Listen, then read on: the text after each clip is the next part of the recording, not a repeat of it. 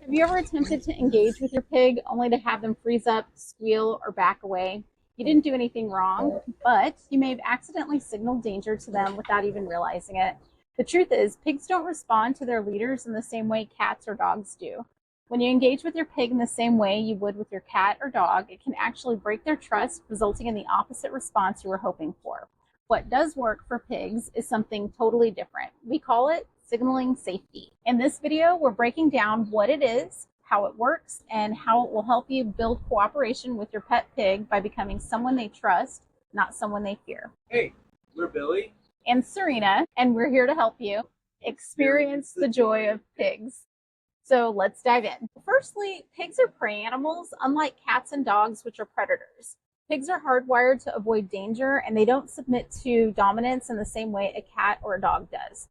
We won't go into deep detail about the differences between cats and dogs in this video. We have another video that does that. I'll link it in the description box below. But the main thing to know here is that your pig is a prey animal, which means it's wired for safety. So understanding that you're dealing with a prey animal is a key part of why signaling safety to your pet pig is so important. The second thing is dominance triggers fear, not respect. As a prey animal, your pig is always going to go into a survival response if they sense danger. And if you try to get them to cooperate using dominance the same way you would with your dog, it's going to be freeze, flight, or fight. What this looks like in a pig is they will either stiffen up and be really scared. They'll go into a freeze response. They're going to run away. They're going to go into a flight response, squeal like bloody hell, which is their fight response. Let me tell you how a pig fights. They fight with that loud and disarming squeal of theirs. This goes back to them being prey animals and not predators. Their defense weapon is to squeal, squeal, squeal, and it is loud and it is frightening. We don't want to deal with that. So in order for them to be obedient and cooperate in the way that you want them to, you have to present yourself as a safe and reliable leader. That's where signaling safety comes in. So let's get to it. What is signaling safety? Signaling safety is all about your energy, your body language, your tone of voice.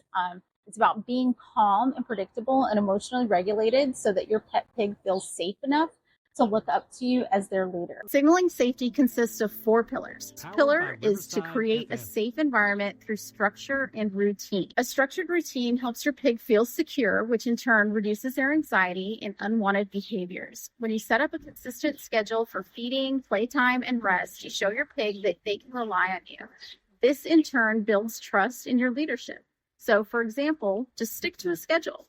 Try to walk them, feed them, and spend time with them around the same times every single day. You can feed them at 7 a.m. and again at 6 p.m. to create a nice rhythm. Pillar 2 is to use clear, consistent communication.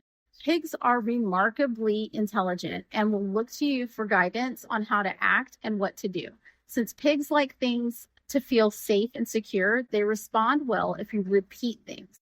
Try using simple, consistent phrases for what you want them to do, like sit or wait. This could be using the same exact words or gestures for commands, like saying sit or come, and give them a treat whenever they get it right. By using repetition, your pig will get used to what you expect without feeling scared or threatened while encouraging their cooperation. Pillar 3 is to use slow, calm body language. Pigs are highly perceptive to your body language and actions, which means how you move around them matters. Sticking to calm, gentle movements is a critical part of helping them feel safe and getting them to cooperate. So, for example, stay low to the ground. When you approach your pig, especially if it's a tiny little piglet, try to crouch down or sit close to the ground. We call this approach floor time. You can even lie down in their pen with them to show that you're not a threat. And last but not least, Pillar 4 is to use positive reinforcement. Create a sense of safety for your pet pig by using positive reinforcement rather than punishment. Reward the behaviors you want to encourage with treats, praise, or playtime. For instance, when you're teaching your pig to use a litter box, offer a small treat every time they use it successfully. The good behavior results in positive outcomes, allowing you to become a caring leader who inspires confidence rather than fear. Signaling safety works for several reasons. It creates harmony instead of chaos. It builds trust and cooperation naturally, so your pig actually wants to follow you. They see you as a trusted leader, so they're like, hey, this person is safe. I'm going to follow them and I'm going to cooperate. And then you also become a safe place for them, not a threat. If your pig isn't listening to you, it's not because they're stubborn. Well, pig-headedness is a thing, but we'll get into that in another video. But primarily, it's because they don't feel safe. Start by signaling safety, and you'll see the relationship shift. Be sure to check the links below for our free guide on building trust.